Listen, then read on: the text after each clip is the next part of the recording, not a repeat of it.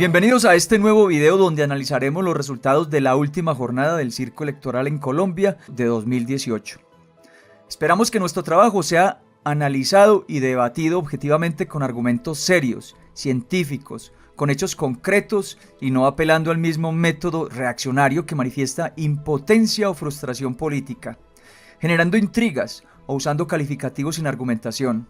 Ese es el mismo método que ha usado el uribismo: generar terror o miedo sobre el contradictor ante la imposibilidad de contrarrestar su posición. Nuestro análisis parte desde el punto de vista de clase de los trabajadores. A diferencia de cualquier burgués o reaccionario, no invitamos a votar. Por el contrario, invitamos al pueblo a unirse y organizarse, sin terrorismo y sin extremo izquierdismo, para que aspire a dirigir el destino de la sociedad. Primero que todo, se confirma que la mayoría de la gente en Colombia sigue sin creer en la farsa de la democracia de los ricos, donde casi la mitad de las personas se abstuvieron, a pesar de todos los esfuerzos y propaganda por todas partes invitando a votar. A pesar de la ilusión que sembraron los reformistas y oportunistas por sus propuestas que no pasan de ser paños de agua tibia para salvar al capitalismo. A pesar de la compra de votos con mercados, dinero, etc. A pesar de la presión de muchas empresas o patrones a sus trabajadores para que les llevaran un número determinado de certificados electorales. A pesar del incentivo de 1 o medio día de descanso para los votantes, condición esta que ha llevado a muchos trabajadores que para librarse por lo menos de un día de sobreexplotación acuden a las urnas. La abstención continúa alta, a pesar de los descuentos ofrecidos con el certificado electoral, a pesar de la presión sutil o directa de los grupos armados en algunas zonas para que la gente votara por algún candidato. Pero sobre todo, la abstención sigue siendo mayoritaria a pesar del fraude, que como dijimos en nuestros videos anteriores, hace parte inevitable del circo electoral burgués. Una de las formas más descaradas que evidenció que son los ricos los que deciden fue lo que sucedió con los formularios C14 de los jurados de votación, donde es evidente la manipulación a favor de Duque, el candidato de los ricos del agro, los terratenientes y los mafiosos. Pero la registraduría lo cataloga como errores humanos en la transcripción de dichos formularios. ¡Ja! ¡Qué casualidad que esos errores humanos sucedieron todos de manera tan conveniente, beneficiando solo a un candidato concreto, el que más gastó en su campaña y que contaba con el apoyo de paracos y narcos? Además, en ningún caso se ve que hayan disminuido en las cifras. Igualmente es un descaro que en todos los casos corrigieron para poner un número mayor, nunca uno menor. Y no errores pequeños, sino correcciones de más de 100 votos que según el registrador eran errores de los jurados. ¿Qué nos cree el registrador? ¡Idiotas! No solo ha insultado a los jurados convocados, sino que subestima al resto del pueblo colombiano. Esta respuesta de la registraduría pone en evidencia su complicidad en este fraude, pues lo más decente y lo mínimo sería declarar que investigaría seriamente las denuncias. La reacción de Petro no se sale de la misma concepción democrática, conciliadora y concertadora de todos los oportunistas y reformistas, amigos de la institucionalidad.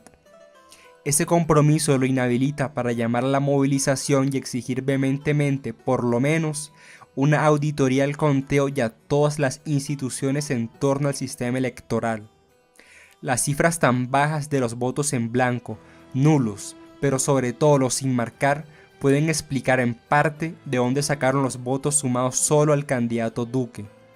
Si con respecto al fraude electoral eso es lo que salió a flote, es lógico pensar que como un iceberg lo que no alcanzó a salir a la luz debe ser gigantesco. Una muestra de ello es que se destapó en varios municipios de Bolívar, donde varias personas reportaron que cuando se presentaron a votar, ¡oh sorpresa!, ya la habían hecho, al parecer por medio de un ficticio universo paralelo donde tienen otro nombre. La registraduría, demostrando su compromiso con el fraude, les permitió votar, pero los votos fraudulentos no fueron retirados del conteo. Otro caso se presentó en Santander, donde en 9 municipios hubo más votantes que habitantes.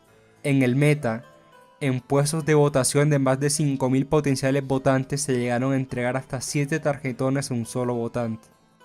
Como le expresamos en los videos anteriores, todo este fraude y el favor que le hacen los reformistas y oportunistas a los ricos, invitando a la gente al circo electoral, es lo que explica el pírrico y falso triunfo que le arrancaron al abstencionismo. Ese es el favor que le hacen a los ricos, los populistas, los oportunistas, reformistas como Petro, Robledo, Cepeda, Fajardo, Claudia y los dirigentes del Partido Comunista Mamerto, de las centrales obreras centreístas como la CUT, la CGT, etc. Su trabajo es engañar al pueblo haciéndoles creer que esto no es una dictadura de los ricos, sino que se puede elegir y que el Estado es neutral, que se puede poner al servicio de los intereses generales de la clase trabajadora. Son traidores que quieren mostrar una supuesta contradicción entre izquierda y derecha, pero en realidad todos son de derecha al defender la explotación asalariada, la propiedad privada sobre los medios de producción, la defensa de la ganancia y los negocios por encima del interés social. A pesar de este ridículo triunfo del que se ufanan los defensores de este Estado capitalista, el supuesto ganador fue Duque con un inflado 39%. Eso en realidad no representa un 20% del potencial electoral. Pero si desinflamos este miserable y supuesto apoyo, descontando el fraude, los votos por presión, cohesión, maquinaria, clientelismo, veremos que así el supuesto apoyo del uribismo queda en nada, y eso dejando claro que estamos cogiendo un porcentaje de la población limitado por su derecho a votar. Siendo así, si sumáramos un sector importante de la gente joven que todavía no puede votar, las cifras de la supuesta representatividad democrática pierden legitimidad. Hasta ese aspecto, el de la supuesta democracia representativa es una farsa. Es poco probable que los ricos actualmente le den la silla presidencial a Petro. Históricamente se ha visto que la burguesía entrega a la presidencia un populista o reformista, sobre todo cuando la protesta social está en auge, y lo hace precisamente para dividir y dispersar la protesta por la vía que no atente contra la hegemonía del capital, de la propiedad privada sobre los medios de producción y la explotación asalariada.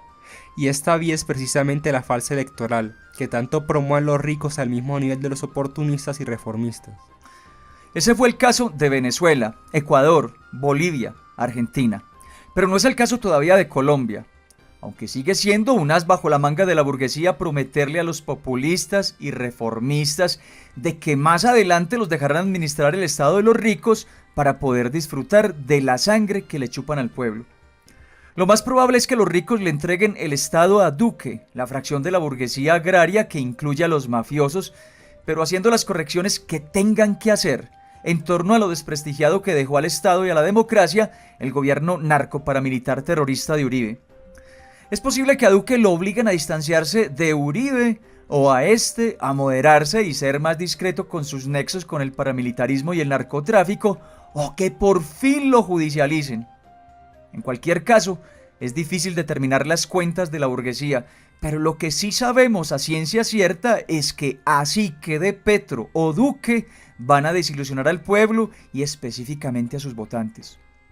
Todos los presidentes a través de la historia han ido perdiendo popularidad con el transcurrir de su administración.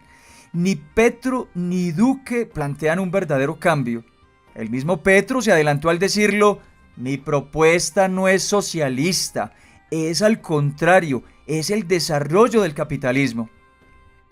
A pesar de cualquier promesa, ya se sabe que vienen nuevas reformas pensionales y tributarias. La orden viene de más arriba que el Estado colombiano. Ya están abriéndose camino, incluso generando opinión pública para avisar el golpe. Gane el que gane, aplicará estas nocivas reformas, pero ninguno se refiere concretamente y particularmente a estos próximos ataques al pueblo. Estas reformas pensionales y tributarias se van a aprobar independiente de quién ostente la silla presidencial. Por eso, todos, incluyendo a los que votaron por este o aquel, deberán salir a las calles a protestar para oponernos a esas políticas. Y como dijimos en los primeros videos, además del fraude, la burguesía también está dispuesta a usar el asesinato, la guerra económica, incluso el golpe de Estado si no se cumple su mandato en el gobierno que ellos mismos montaron para defender sus intereses. Reiteramos que la única salida que tiene el pueblo es organizarse y protestar. Unir todas las protestas aspirando a un poderoso paro general de la producción que es la pesadilla de los ricos y aspirando a destruir este Estado, construyendo uno de nuevo tipo donde sean los intereses de los trabajadores los que prevalezcan. En este sentido, dejamos la propuesta de crear comités políticos antielectorales que se aparten del concepto anarquista que en últimas no supera la inofensiva pasividad y por el contrario, organizar una participación política denunciando la dictadura de la burguesía disfrazada de democracia, el fraude, la corrupción y el papel del Estado. Más importante que esta farsa electoral es la situación que están viviendo nuestros hermanos campesinos e indígenas, con el conflicto de Hidroituango en el norte antioqueño, a consecuencia del desespero capitalista por la ganancia.